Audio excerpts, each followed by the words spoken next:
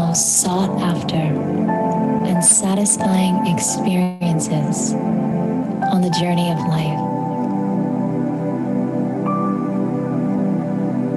And when we have it, the story of our life becomes meaningful.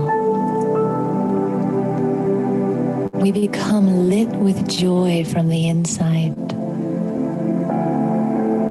And we become filled with a sense of celebration for everything around us.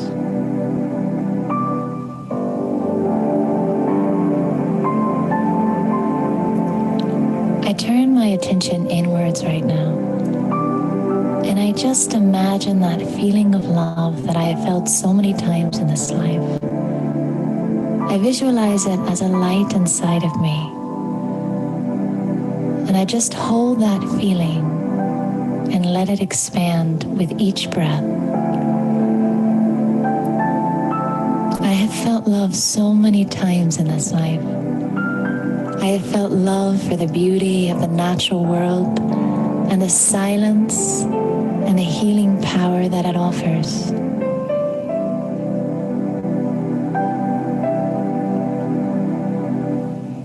I immerse in my heart the love that I have felt in relationships for those people that have made me smile, that have brought me great joy and touched me with their qualities. And I allow that feeling of love to continue to expand. I hold in my heart the love that I have felt when taking care of any living thing, and the love that I have felt when I have been taken care of.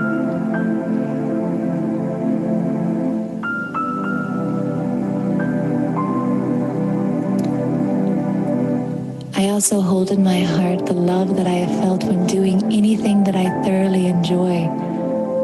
When I love something so much that I lose track of time. Or the pure feeling that comes up when I observe anything innocent and precious.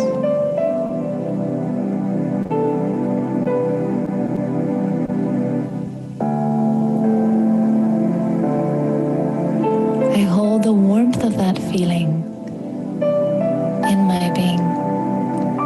Whether I am loving a person, a scene of my life, or the natural world, there is one thing that is in common with all types of love. I always have a pure vision for that which I love. I see something valuable, something precious, something good in that which I am loving.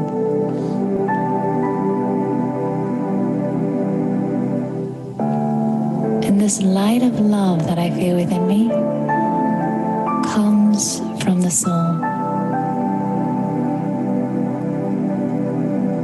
It radiates outward and it gives a glow to the being.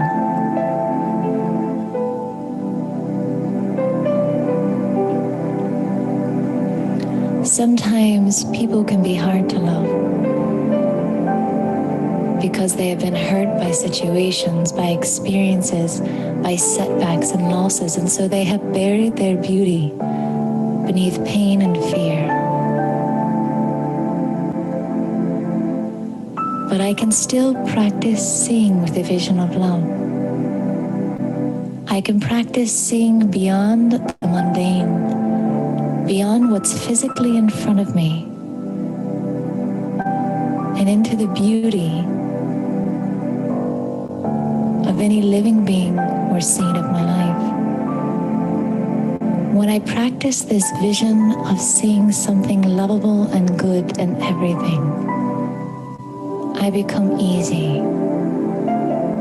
I begin to feel light. And that love touches every moment of my life.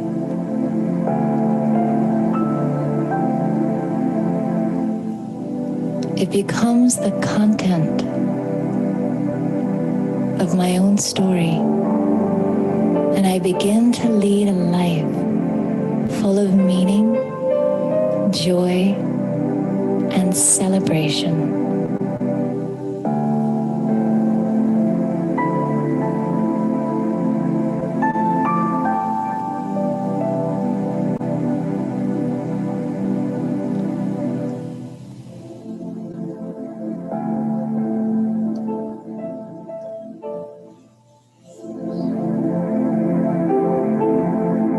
much of the time, we try to satisfy the appetite of the soul with the things of the world. We fill ourselves with relationships and we satisfy the cravings of our desires. We fill ourselves with position and external things of the world, but yet, in the same way, empty calories leave you unsatisfied. We find that the soul still feels an emptiness inside. It still feels a craving, a hunger for something deeper.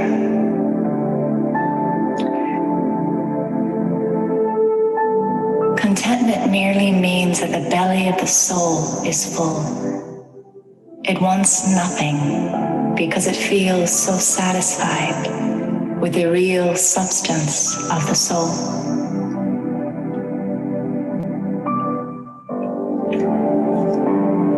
Take a deep breath now and leave your world.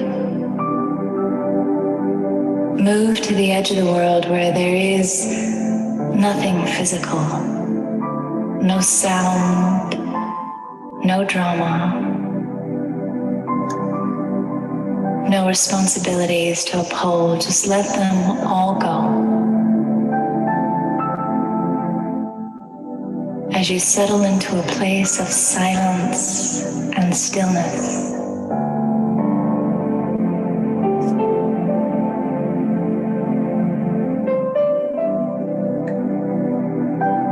in front of you is a radiant sunlight of spiritual energy, full of all the beautiful things of the soul.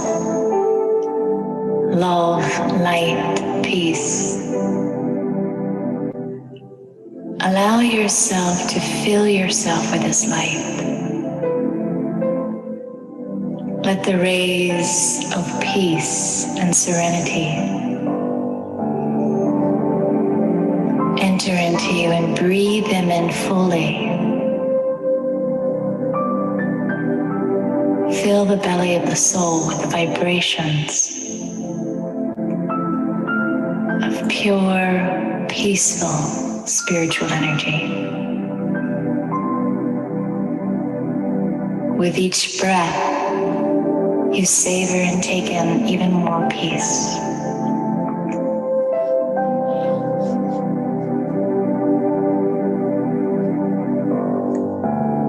And knowing that love is what the universe is made of, breathe in that energy of gentleness radiating from this light, that energy of love, connection, belonging, and feel yourself connected to the whole of humanity. Breathing as one as we take in this energy of pure spiritual love.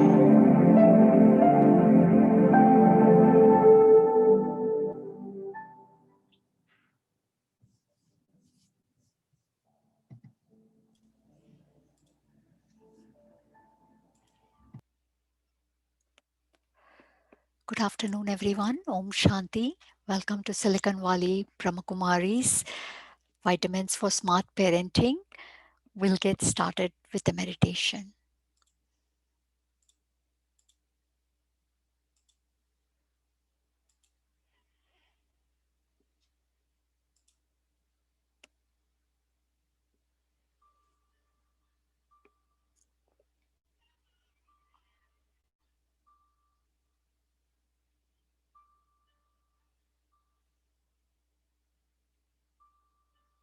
Let's relax.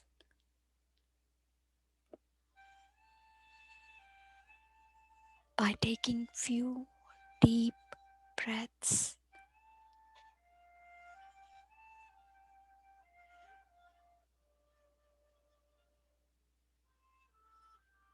Visualize that you're becoming light. You are choosing to release everything from your mind just for a few minutes.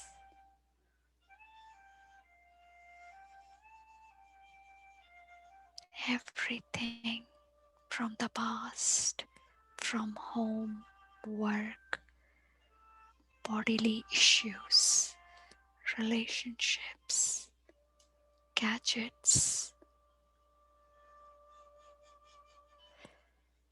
We've given too much importance to everything external. So let's spend few minutes in valuing the real I, the soul.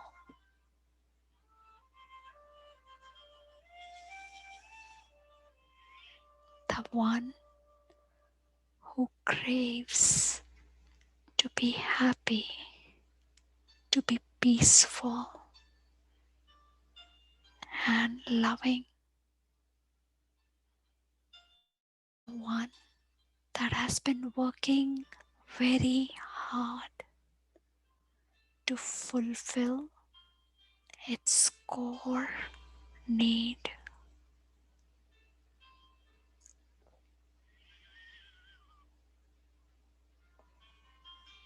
Let's take a step back and instead of looking in a short-sighted manner, let's sit on the globe of this world and look at everyone in this world. What do people want?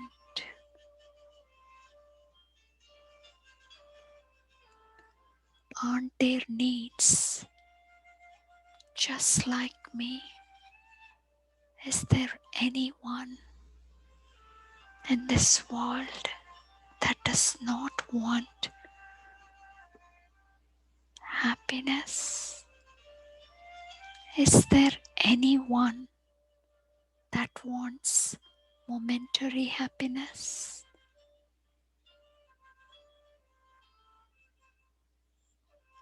When everybody desires full, consistent, forever happiness, then how come none of us feel consistent, that deep inner satisfaction? Why is it that our mind is restless, wanting something to be fixed, wanting something more, desiring something else? When will I be satisfied? Will that day ever come for me? Has it come for anyone else in this world? Is there anyone who has everything that they need exactly the way they want, in the exact terms, conditions, and quantity?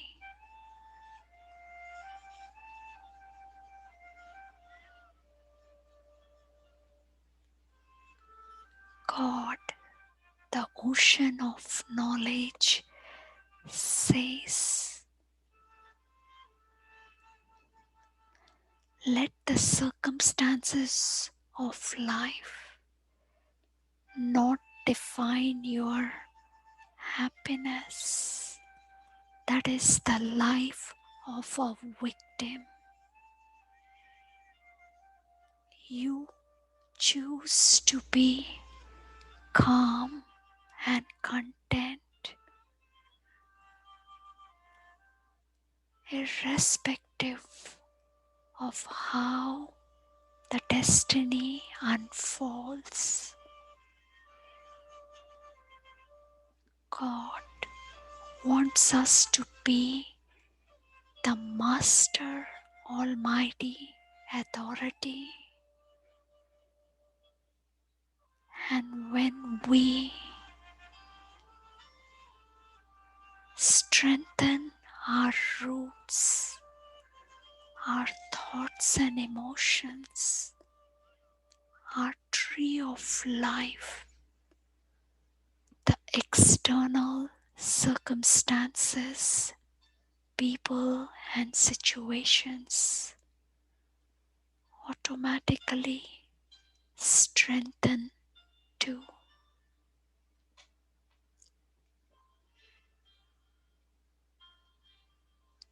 So I, the master child of God, I am always happy, peaceful, and loving. As is the Father, so is the child.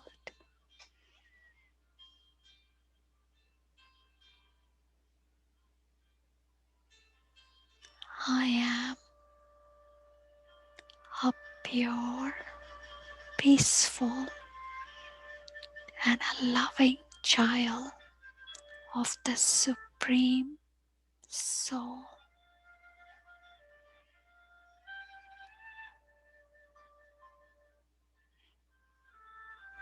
At every moment of my life, I choose to be calm and content. I refuse the external circumstances to define my inner state. I choose my inner state to match like my Father, calm and content.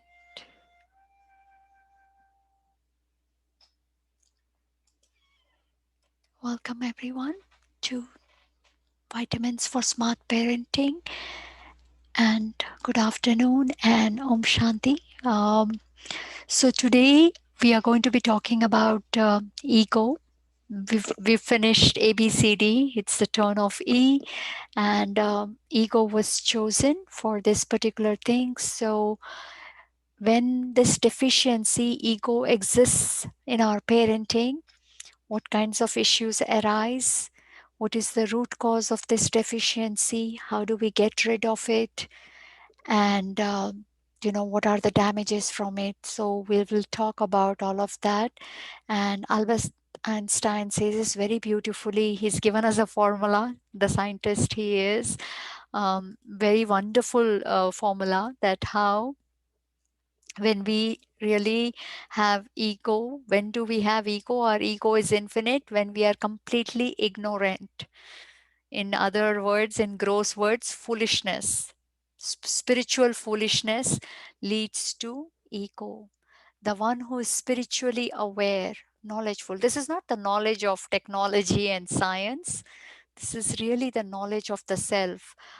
Spirituality, some people say, is nothing but education of the spirit, which is I. And so when I know myself fully, then this is basically ego is zero. There is nothing there at all, right? And that is the stage. Then it basically means I am humble. I'm always stabilized in my self-respect. I'm humble. I don't need anybody to praise me. Whether people praise me or defame me, it does not bother me. Yes, I will do the needful as needed, but it does not affect me or my confidence. I am solid in my own the faith in the self, I have absolutely no doubt. So unshakable in the faith. That's where we say ego is basically zero, or you could say knowledge is full. So the attempt of this particular class is to, I'm quite sure many of you already know what we are going to be talking about today, but maybe this is a revision for some of you, and maybe the others who don't know, maybe this is the thing. What is this knowledge that would basically finish the ego? So the root cause of ego, first of all, definition for ego, the way we are taught at Brahmakumaris, is false identification of the self. So who is the real self behind the mask? Many of us don't know. And me growing up in India, I kind of knew, but really didn't know. I mean, just knowing the name of who am I is not good enough. I need to understand everything about who am I. And that happened to me only coming after to Brahmakumaris. When I took the class and everything, which was 6 years back, I came to know the real me. Knowing me basically means fully knowledgeable about what are my strengths, what are my weaknesses, what are my powers, and what are the actions that will damage me, will hurt me, will bring me loss not only in the present but will cause a lot of issues in the future. What are some things that will spoil my fortune, will spoil my destiny, will spoil my relationships? I need to know everything. And knowing is one thing, but after knowing, making changes in life. Because if I love myself and if I have the knowledge which says, hey, this is where you will benefit, don't do these things, this will harm you. So, knowing knowledge and then bringing it in practical life so that I only do things that help me grow as an individual, that benefit me, that is basically saying I now know myself fully and have realized myself fully. So typically, majority of the times we are thinking of who am I, will say, depending upon who's asking the question and when they are asking the question, we might say, I'm a woman, I'm an Indian, I am a Hindu, a mother, a sister, a wife, a daughter, and so on, right? So multiple answers, but simple thing is, we cannot really have multiple identities, right? We have one identity. So am I really a parent or am I playing a role of a parent? There's a huge difference, right? Suppose somebody is playing in a movie a role of a doctor, but they think, no, I am a doctor. And actually they don't know ABCD of that. And if they think I'm a doctor and they go start practicing, then it's going to be a huge problem. Similarly, we get too attached to all the roles we are playing, and then we get very upset when that role is not going well.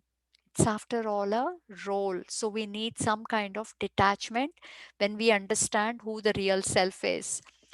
Now, all these questions are basically trying to prove a point that when I think of myself just only as a parent, lot of things, because that is not my real identity, all kinds of problems start.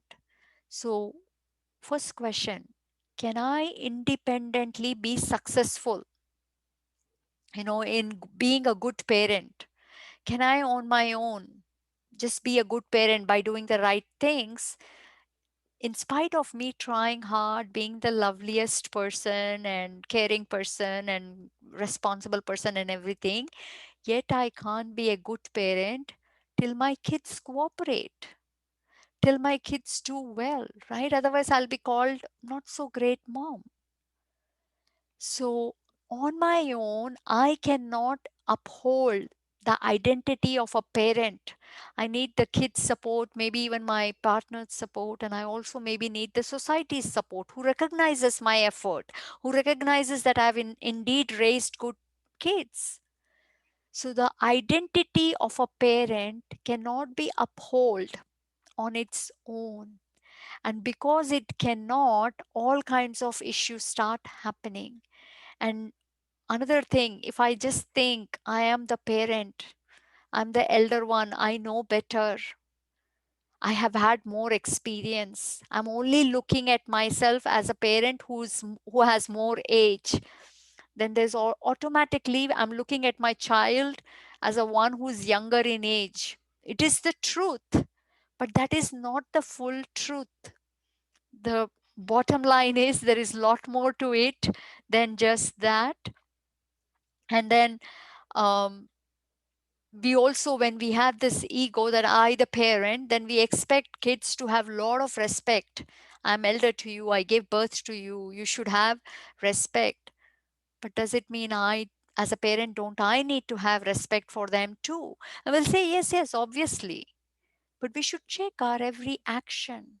How much respect, how much of my voice is kind towards them? And maybe majority of us do talk to them in a very respectful manner, but it's always good to check, because when we have this false identification that I'm a parent, automatically all of these expectations are coming. I the parent feels like a great parent when my kids respect me. I, the parent, is happy when every order of mine is obeyed because I know better. I'm elder. I'm supposed to be respected more. This kind of attitude automatically develops when we stabilize ourselves in the identity that I'm a parent. Then, more expectations. We will want our kids to agree with us, have same opinions like us. And we also start bucketing them, saying, you see, my child, just like me, I also have this kind of habit. I also like this kind of food. My child also likes. And then if you find something that is not at all like you, suppose the child has the habit of stealing, we can't take it. This is not at all like me or my partner. Why is this child like this? So, just having this limited mask of I am a parent automatically, creates problems in many dimension of this relationship with the child, because it makes the vision very, very limited. I, the body, is older than you. I have more experience.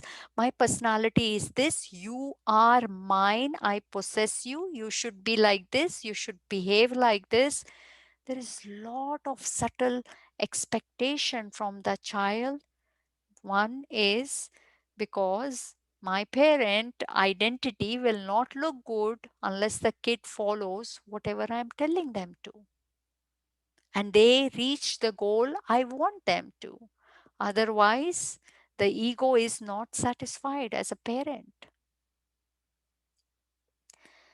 So, all kinds of emotional, you know, deficiencies stem out of ego. We've talked about four already: anger, burdens or bondage. And then we talked about criticism, we talked about depression. We'll be talking about fear next week. Each of this deficiency, the seed is ego, false identification. The moment I think I'm a parent, it's a false identity. That is not my complete identity. That is a very partial identity, a transient identity. And the moment I think of myself as a parent, a lot of expectations automatically they start emerging. My kid should be like this, they should behave like this, they should listen to me, this is how they should be, this is how they should keep their room. All of these expectations automatically make us very dependent on others for self respect. Because I, as a parent, cannot feel full till my kids cooperate in making sure my identity stays high. I'm called a decent parent when my kids cooperate, right? So automatically expectation, hey kids, be like this, then I can be called a decent and a great parent. And then when they don't meet those expectations, anger is born. Next deficiency. First is lot of desire. Sometimes this takes a very intense form, which is called lust. You can't be without it. You are literally, your mind is running crazy. I want my kid to listen, my kid to obey. There are many parents, they want a particular thing from the child means they want it. They will use all kinds of emotional blackmails to get through it. Such high and deep those expectations become. Highly recommend one day to sit and write from morning to night how many expectations did you have from your child or any family member. Note it down. Every little thing, they should have not eaten like this, or they should have thanked me, or they should have kept their dish here, they should have done this, they should have done this in their room. Check how many do we create, and after that, if what do you feel when they're not met? Depending upon the personality, we'll either feel anger or we'll feel disappointed. So second one. Then third, jealousy arises. Because I want to be the best parent. Nobody is striving here to be a okayish parent. No, we all want to be a decent parent. Then automatically when we see somebody else's parents' kids going faster, this comes to a point where even our own siblings' kids, if they are doing better than my kids, I feel jealous. I can't even stand my own nephews and nieces going ahead of my kids. This is how desperate we become, that we can't stand even our own family going ahead. Maybe it's not for all of us. It depends how much I have fed my ego as a parent. I, the best parent, my kids are the best. Then jealousy. Jealousy with friends, jealousy with the adults and everyone. I will take the questions in the end if you don't mind. So please hold on or put it on the Q&A. So I think I would prefer that we just take it in the end. And then this automatically leads to a lot of attachment, because my identity is completely based on how good a parent I am. Each one of us has multiple identities we are attached to. It could be the religion identity. I feel Hindu religion is the best. Everybody else comes second, third, or even 10th. Then anything about Hindu religion will either get me excited or disappointed or whatnot. I'm very attached to it, very possessive about it.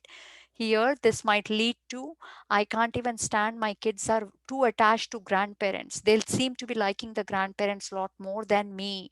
They seem to be enjoying grandparents' food a lot more than mine. But I am the mother. They should like mine everything. They should have more love for me. Really, love is not a physical thing that will become less if I share it with 10 people. The more you share love, the more it grows. It's not like a physical thing, like you know, like a Indian naan or something where you give one to others and the second one will not have anything. But this ego causes us to think in a very negative manner. It leads to a lot of emotional dependency on this child, wanting this child to only like me. Some of them can't stand that they're getting too close to friends. All they want to do is hang out with friends. Parents start feeling hurt that we are nothing. In fact, we go to drop them to school. They don't want us to be seen. How much I have done for my kids. Now my kids can't even stand, being close to me. And then indeed, home becomes a battleground because we are fighting for who's going to get the spotlight. Now, this is a very different kind of, this is one which is all related to me and me alone. But now, when I start having lot of ego, where I want my child to follow me, to give me the most attention, to give me a lot of regard, because I'm very attached to this identity, then there is a constant battle. And maybe when they are young, I win the battle. They kind of agree to everything I say. Once they're coming close to the teenage phase, where they want to stand on their own identity, they want their individuality, we are fighting for the spotlight. There's constant arguments and quarrels. And suppose I win, what would the cost be? Suppose I am winning all the quarrels. And the ego gets very satisfied. It's very sad. If I look at this in a detached manner, every time I'm winning a battle, this is getting very much boosted. But a parent fails to see that the child's self esteem, the feeling of love is all getting destroyed. in me winning the battle, or in me getting this spotlight, right? But this ego prevents us from seeing all the damage. All it is showing is, see, you won the battle. Your argument was better. The child had to listen to you. You proved to them that you're right. And yes, it's possible that we were right. But at what cost? Parents are supposed to be a lot more mature than the kids. They can still get their way done, but without making the child feel that they are any less. This is called maturity and gentleness. But when the ego comes in us, forget about maturity. We'll become kid like them. We will make sure that our point is proven. They are shown their place, which is, hey, you are not better than me. I know better than you. And then the kids start relying on external support for feeling their confidence and love. This is a core ingredient of every soul. If we are deprived of self respect, if I can't respect myself, if I can't love myself, and I'm not, so as a kid, it is hard for a kid to feel that naturally. It comes in that young age, it comes from the caretaker.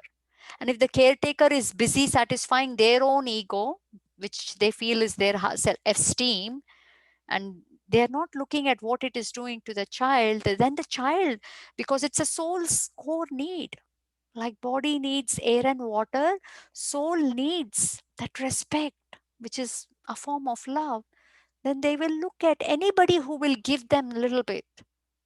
And this is what leads to all kinds of finding companies that are not good for them. And then the kids get into all kinds of weird habits. They will do whatever their friends tell them. It literally pushes the kids away from the parents. I have seen this in one of my friends' case, who actually loves her kids a lot, but is clueless that she's very much affected by the ego. In everything, she wants to prove herself that she's right, and she wants the kids to listen. She feels she's the best mother. And it's not that it is not, but we all, with time have to learn the art of parenting. What our parents did to us will not work with our kids. And what our grandparents did with our parents would have not worked with us. We need to adapt with the time, right? And so, if we are using the methods our parents use, I'm the right, I know, I'll call it a shots. This kid actually ran away from the house. So many battles, and he got so close to his friends. At one moment, my friend thought they had lost him completely. Luckily, things changed. He came back. Now she's very scared. She's become an exact opposite. She will do whatever the child says because she's scared he'll run away again. The extremes that the ego makes us do. Because we get too attached, then we are trying to become very, very possessive. But then when we find that they are now becoming stronger, their ego is becoming stronger, where they're even running away, then we become submissive, and they are now the boss. They are calling the shots. How much damage is happening?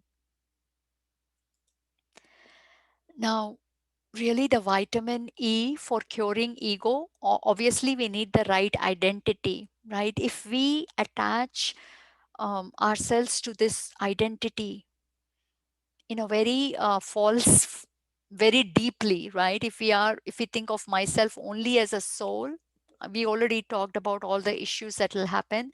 So who is the real I think majority of you already know, and we've also talked about it in this discussion quite a few times. But just for the sake of kind of completing this whole thing, um, indeed, I am this tiny point of light, a soul, the one who's running this body, right? This whole big thing is being run by just this tiny point of light. Matter does not feel, does not think, right? We have table, we have chair, we have cotton, we have leaves. They don't think, they don't exhibit love. There's nothing in them. It's just matter. So this body is also made of matter, and we know it decays and becomes soil. Humus, the first word human means humus, soil. Latin word which means soil. And indeed, when I, the beautiful light, the energy, when I leave this body, this decays and becomes soil again. So I am the one that is bringing consciousness, life to this body. I need to remember who I am. And this concept is, I am not just the soul, even my child is a soul. My child is not coming with a clean slate when they come in my life. When they are born, they are not just mine, meaning everything that I am, they should be too. Not true. Yes, our upbringing influences their personality to a very big extent, and we should obviously do everything to make it a beautiful upbringing so that their personality develops, enhances, becomes a beautiful human being, but with a deep understanding that this is just a gift given to me, a gift that has come to me. It is not mine. When we think it is, I am the parent and this is my child, I and my, all kinds of issues start. And when we think I am the facilitator, the instrument who's been given this beautiful, wonderful gift to take care of, I'm going to enjoy every minute, but it is a gift. It comes with its own personality, its own attitude, thoughts, and it's my responsibility as an instrument to enhance whatever this child has come with. This creates a lot of openness in us, openness in whatever the child might be. It's fine. It has its own individuality. That's fine, right? And we need to understand that this child has come to my life because in the past too, we had a give and take. The soul of the parent and the child, they had met in a different costume in the past life where they had exchanged energy. And most likely, I had received a lot from my child, and in this birth, it's my turn to give back. It's a karmic account. Karma is actions. So, give and take in the actions, depending upon the quality of actions. Did I give happiness? Did I take happiness? Did I give sorrow? Did I take sorrow? Depending upon that, the relationships get forged, especially the close ones. And then the quality of the relationship, lot of it depends from the past too. When we have this full understanding of who I am and who the child is, lot of patience and tolerance develops.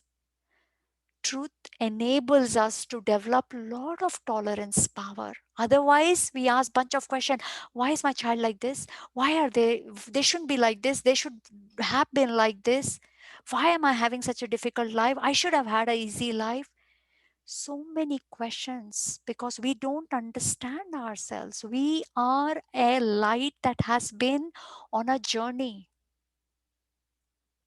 And this life is a result of many, many previous lives. Enlightenment, in the interest of E, one is the eternal truth of who I am, the other one is enlightenment. This leads to a lot of enlightenment. And really, this is such a beautiful quote that um, it's better to always look after your child's best interest. If you feel if I prove them wrong, they'll be heartbroken, then it's better not to prove them wrong, right? Even if they, obviously, if it is some security and safety related issue, it's a different story. Even that we can prove it in such a beautiful manner so that their esteem does not get bruised. Many times, to feed our ego, we bruise their self esteem. Really, when we are proven right, it's not our self esteem goes up. Self esteem can never go up when it is putting someone else down. It's the law.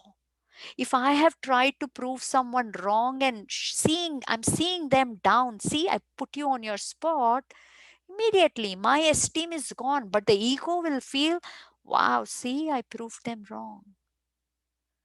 So, yes, the ego gets boosted, but with ego, a lot of those other deficiencies will come also. They're like the closest cousins or brothers and sisters, right? They'll all follow the anger, the attachment, the jealousy, the fear. So, a lot of times when we feel hurt, when we are giving them instructions, suppose the instruction is for their own good. Suppose they are constantly, they're not, they're eating, food with either their position is very weird. They're not sitting upright. They're like literally slouching, or they're not even sitting properly. They're moving their legs here and there. And suppose I give them an instruction to sit properly. Now they don't. It should not bother me if it is a selfless. I just said it for their own good. Now they're saying my good is not in that. But if it is upsetting me, it clearly means I'm very attached to that opinion, and I as a parent I'm feeling a failure. Everything I say is meant for your own good. Well, if it is for their own good, it is selfless, I don't need anything from it, then why am I getting upset? So if we get upset when our kids don't follow us, I should check. Was that because I'm very attached? This is the right identity. I know how to live life. You need to live it by my book. Or is it because I just want the good for my child?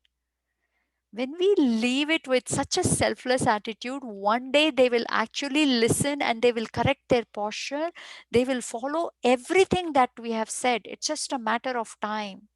But when I make it a battleground, I said you do, then it's clear that I'm not wanting all these things just because I'm looking for their good, but it is my own good ego that I want to feed. Bottom line is, many times our ego makes us look at a lot of deficiency in the child. But here in Brahmakumaris, we are taught from the Supreme Soul that every soul, every human soul is actually complete. They have everything, they are perfect. The problem is, each one of us has forgotten that we are complete. That's the biggest problem.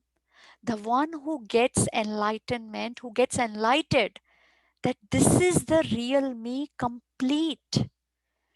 And when I start seeing myself and even the other soul, you will see such a powerful change in them. This is something that I've been experimenting at home, and I see magical changes. Just me visualizing them as a complete soul sends such powerful vibrations. And yes, I do have the Supreme Soul in my vision when I am doing that. I bring this soul in front of the Supreme Soul, see them as complete beings.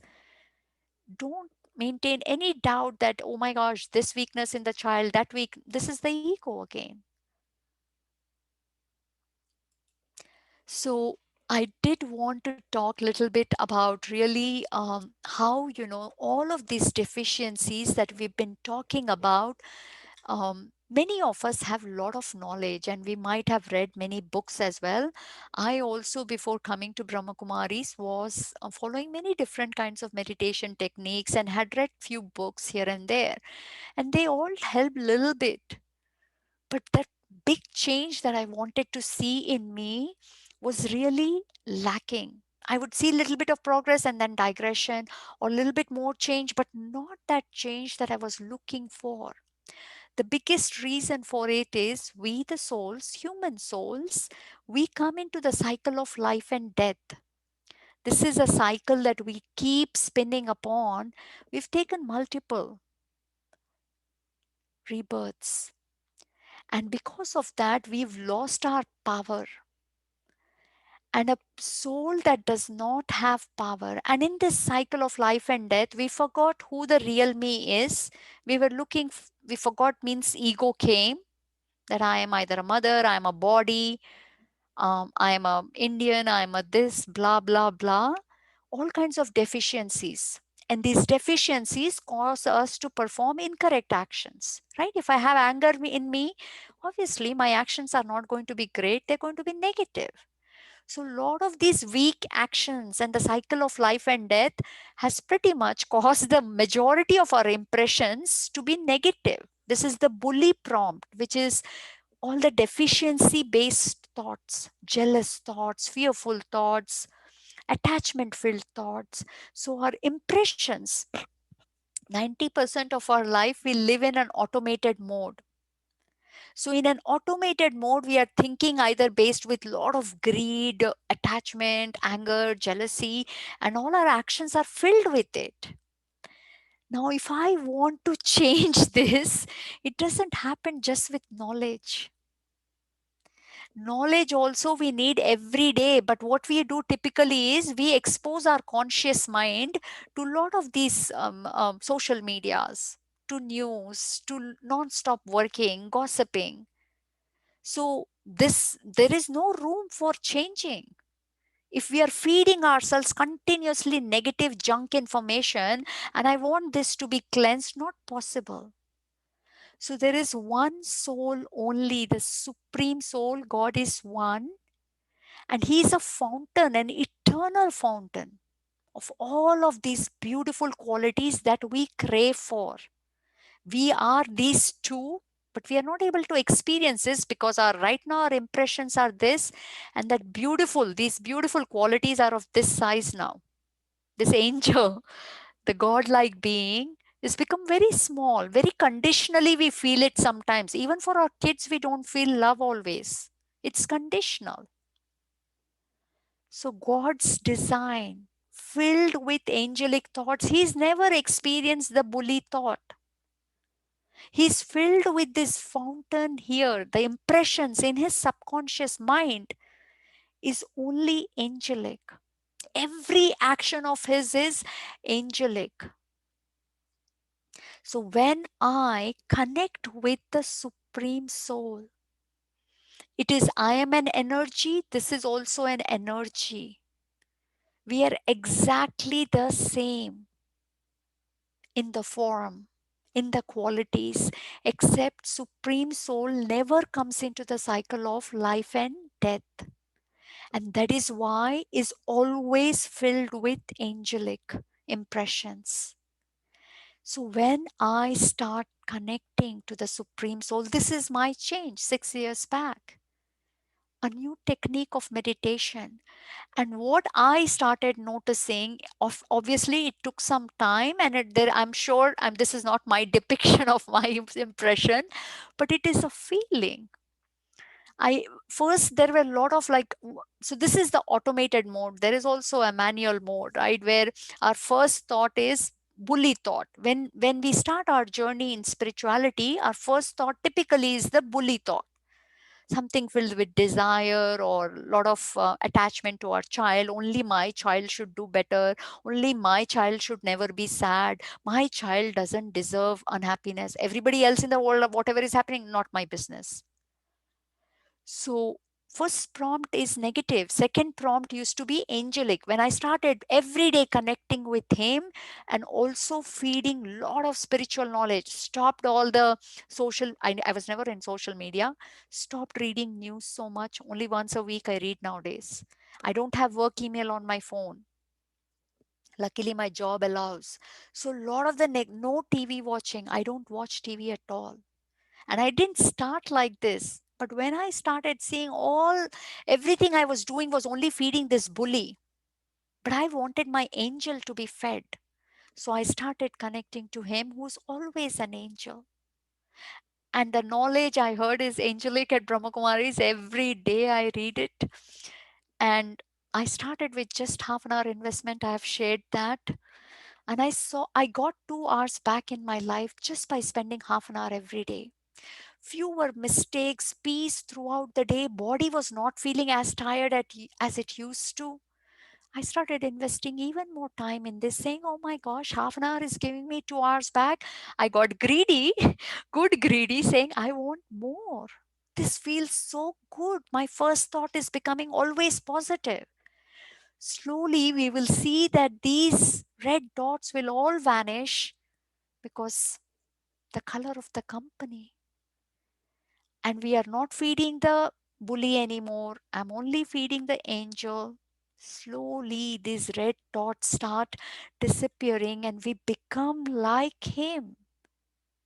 He stays like this because the difference between human and supreme is he never comes in the cycle of life and death. That is why he never forgets the journey of the soul and this world drama, the history and geography. He's the only one who remembers. Whereas we go through that journey, life and death, and we forget. We forget our eternal truth. He is beyond the physical world, and that is why knows everything. So this is just a 1 minute video that shows. I might have, I think I shared this even before, but I want to show it to you one more time. Here, I, the soul, we are seated in the center of our forehead. I leave my body. Um, this is through mind we are visualizing. I'm going beyond the physical world, the earth, the moon, everything higher up to my home, Nirvana, Paramdham, golden red light, where the divine soul, the supreme soul, he's a powerhouse. He's the imperishable source of everything that I'm craving for. I stay here for a minute, even few seconds. You will see such a huge difference in your state of mind. This place is filled with purity, peace, and love. And then I come back down to the physical world, back to my body charged up. So, this is the exercise that I do throughout the day. And like I said, this is where the soul resides. It's good to know the location.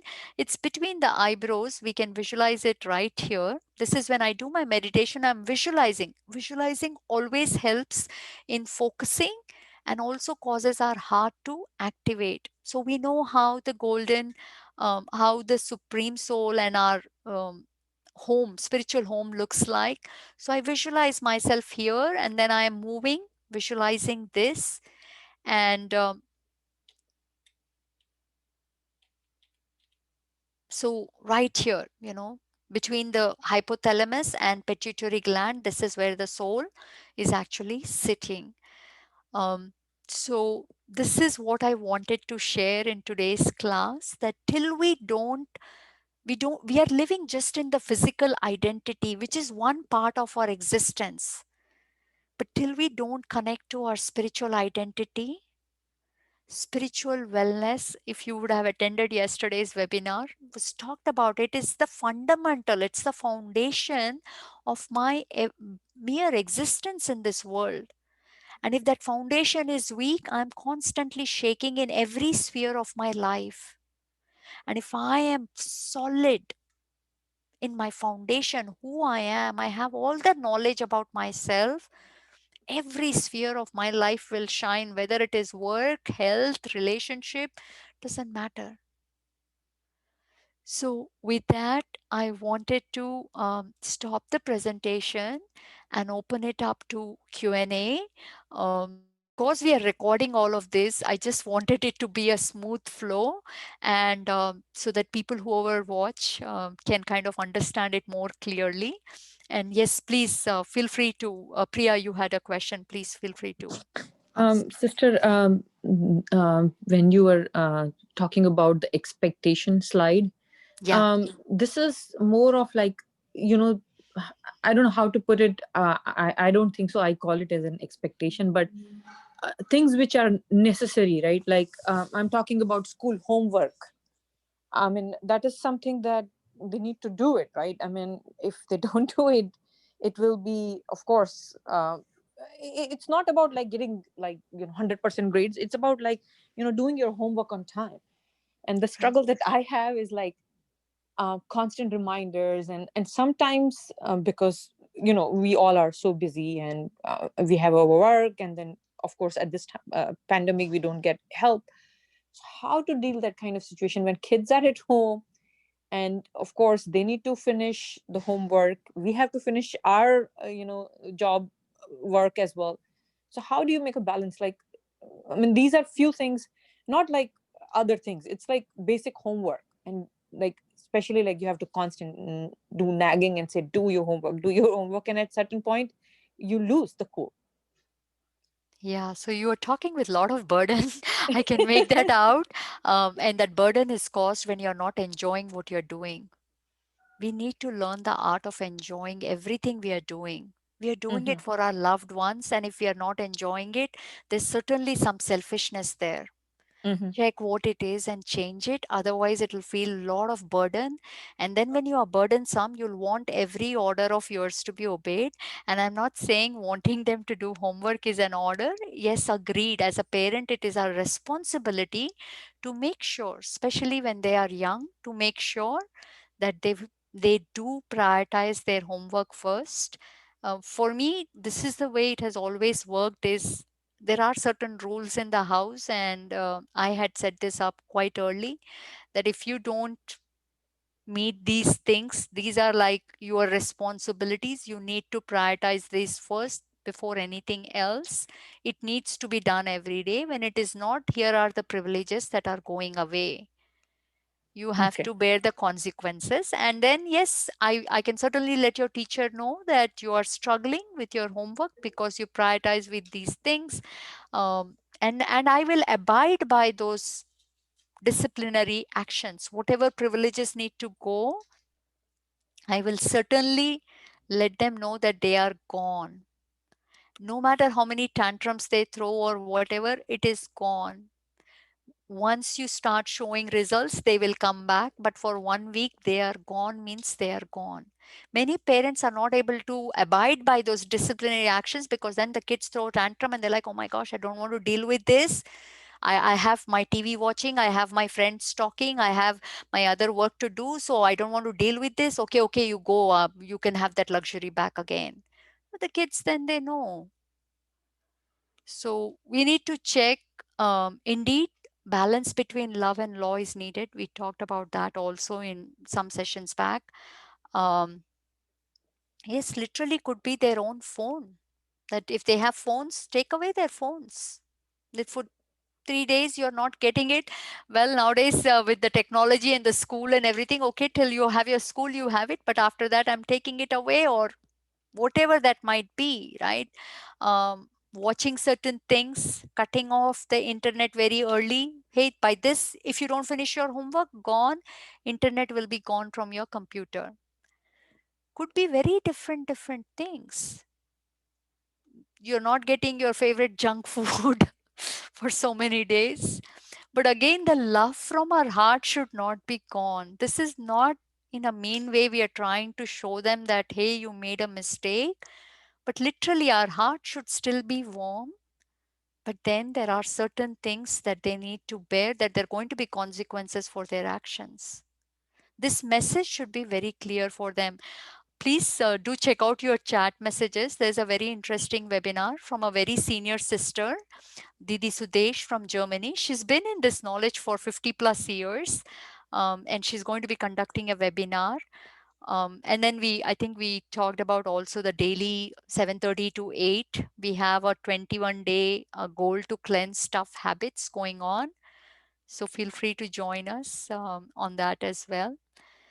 Um, and then, yeah, a new course will be starting in January, Raj Yoga course, if you haven't taken it already. So all of these recordings are on our BK Milpitas YouTube channel. Uh, Pallavi Ben, if you are able to find that and share it here on this chat, that would be good. The YouTube channel, if you can give the link to them, that has all the playlists there. Thank you. Any other questions? Thank you, sister. That was helpful.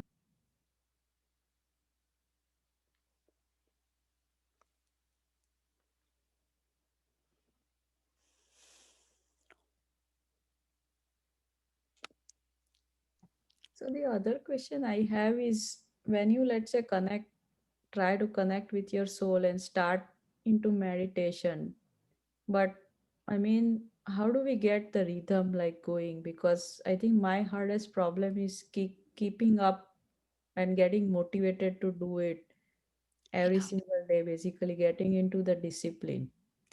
Yeah. um, if you can make yourself this if you can make a firm resolve, right, that for 1 month, whether I'm sick or traveling doesn't matter, every day at this time, pick a particular time. Discipline generates so much power in the soul, and every time we break a discipline, automatically the power of the soul is gone. This is such a critical point. Every small discipline empowers the soul. Eating at the same time, sleeping at the same time, meditating at the same time.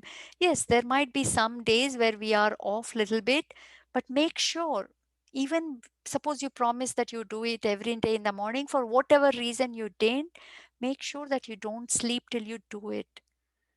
You will not get as much rest by sleeping like that and next day feeling guilt, and there goes some power. Whether you feel guilty or not, the power of the soul is gone. Thank you, Sister Pallavi Ben has put the YouTube link where all our recordings are there.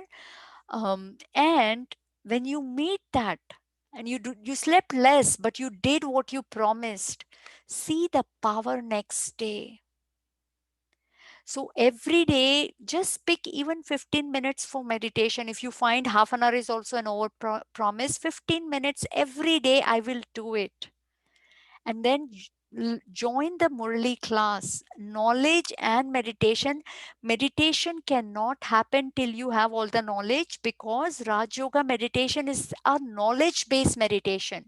We are consciously creating thoughts.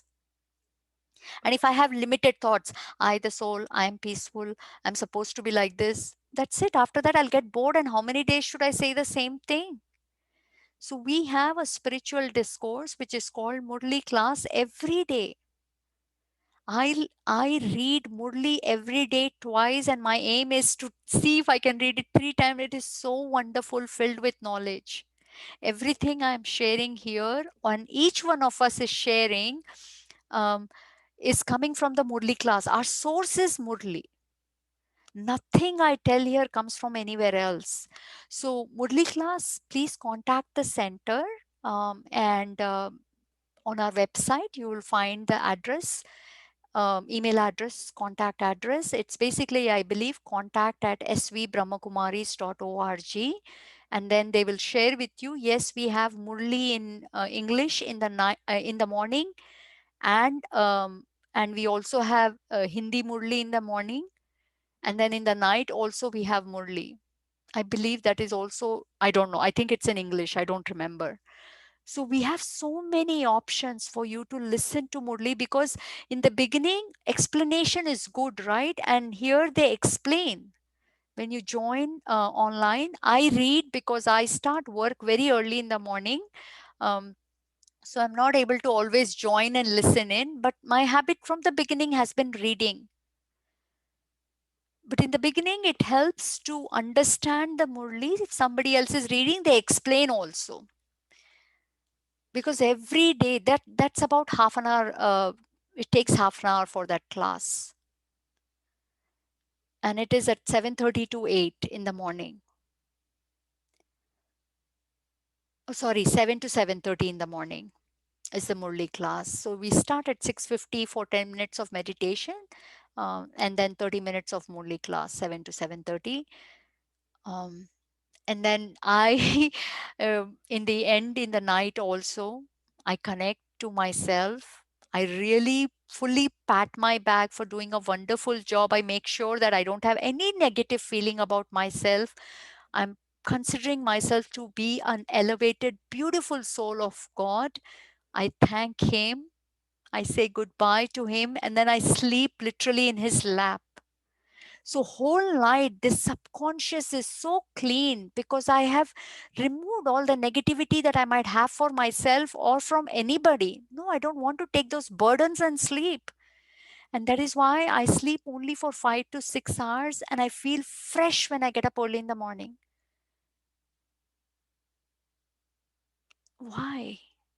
Because when you clean your subconscious and you live a life filled with habits, Many beautiful habits I can share, like getting up at the same time, sleeping at the same time, few minutes here and there, understandable, eating the same quantity, not like, oh, today I like this, I will eat a lot more. Same quantity of food at around the same time. Each of these small things, just do it for a month. If you don't believe in it, experiment, do it even for a week. You will see such a boost in your confidence.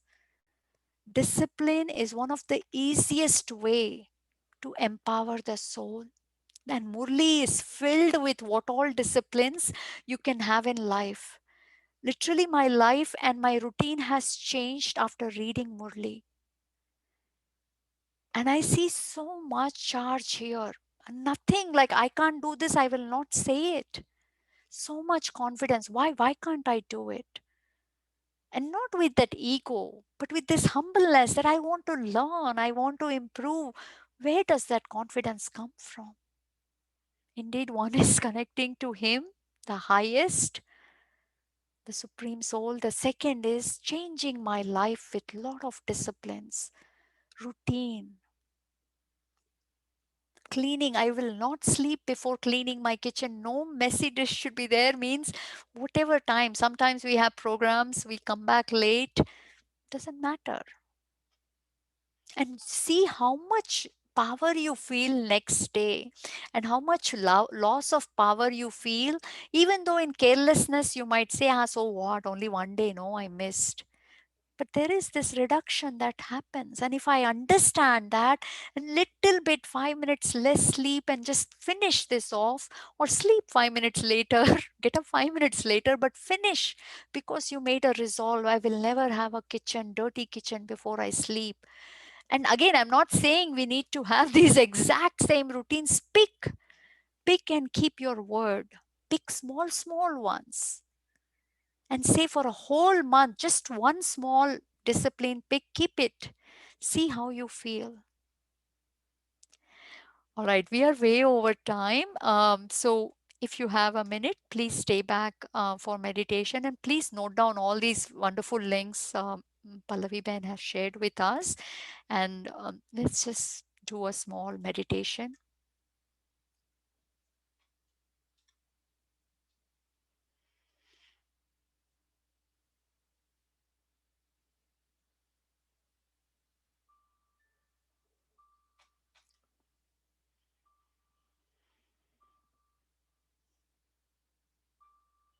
Let's bring attention to the middle of my forehead, where the tiny point of light, is residing.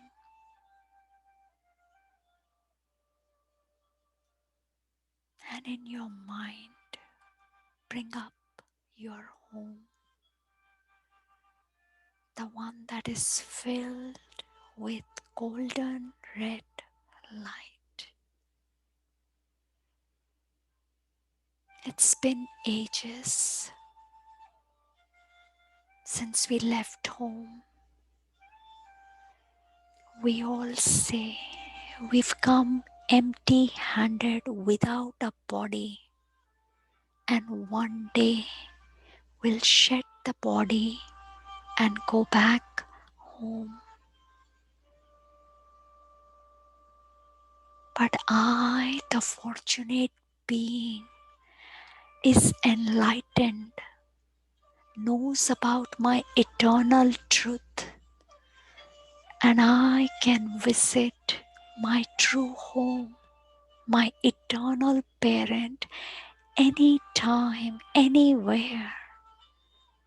Not only can I visit, I can enable others to experience the purity and silence of this place, my home, because of the presence of the Supreme Soul, the powerhouse is filled with high vibrations. And every time I connect my mind with the Supreme Soul's mind, the transmission of the energy starts, and I start downloading His impressions on my subconscious mind.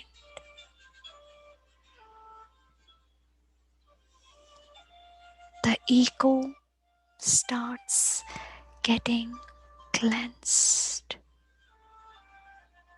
and my eternal true qualities start emerging. Thank you, my dear God, for making me beautiful and giving me this beautiful knowledge. I am a blessed child of God. Thank you everyone for joining me. We'll have the last class next week on fear, and then we'll start a new series most likely in January. But hope you have a wonderful day, and Om Shanti. Thank you, Meghna. Om Shanti. Om Shanti. Thank you. Om Shanti, sister. Sister. Thank you. Shanti. Thank you. Om Shanti. Om Shanti, everyone. Om Shanti. Thank you. Om Shanti. Om Shanti. Om Shanti, sister. Om Shanti.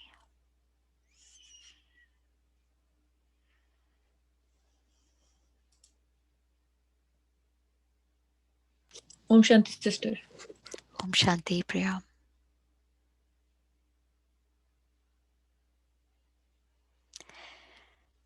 Yeah, I think maybe we can try that question in the next class. We didn't have enough time, so we can take it up in the next class.